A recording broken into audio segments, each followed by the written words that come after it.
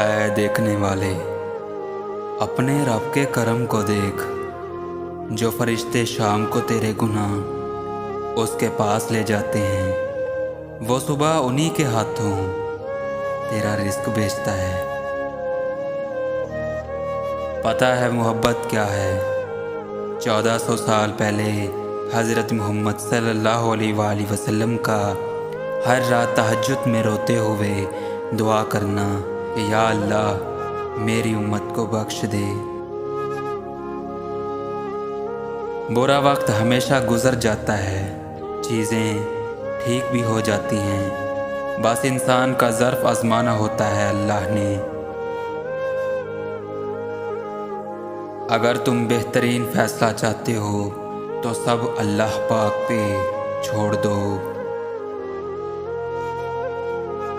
میں نے کہا تھک چکا ہوں، جواب آیا خدا کی رحمت سے نا امید نہ ہو۔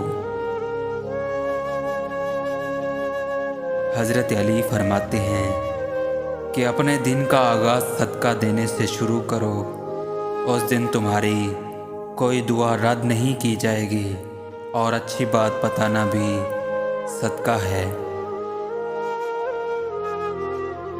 احسان فراموش اور مطلب پرست انسان سب کچھ حاصل ہونے کے باوجود بھی تنہا اور بے سکون رہتا ہے۔ نبی کریم نے ارشاد فرمایا کہ مسلمانوں، اگر تم میں سے کوئی چاہتا ہے کہ اللہ سے باتیں کرے تو اس کو لازم ہے کہ قرآن پڑھے۔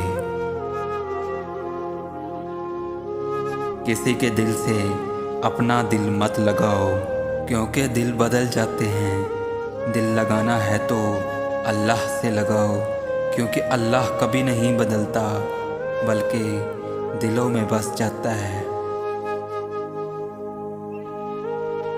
رسول اللہ صلی اللہ علیہ وآلہ وسلم نے ارشاد فرمایا، جو کسی تنگ دست کو میعاد گزر جانے کے بعد مہلت دے گا تو اس کو ہر دن کے حساب سے اس کے قرض کے برابر صدقہ کا ثواب ملے گا۔ اگر تم چاہتے ہو کہ تمہاری زندگی خوشحالی میں گزرے تو 7 چیزوں کو اپنی زندگی میں شامل کر لو۔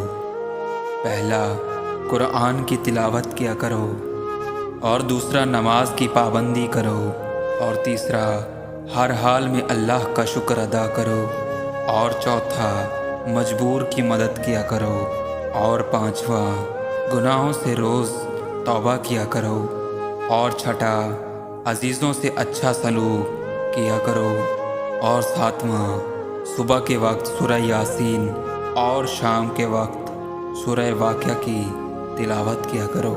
انشاءاللہ آپ کو اپنی زندگی بہت خوبصورت لگنے لگے گی۔ آخر میں دعا ہے کہ اللہ ہمیں ان باتوں پر عمل کرنے کی توفیق عطا فرمائے اور ہم سب کی مشکلات کو آسان فرمائے۔ آمین ثم آمین۔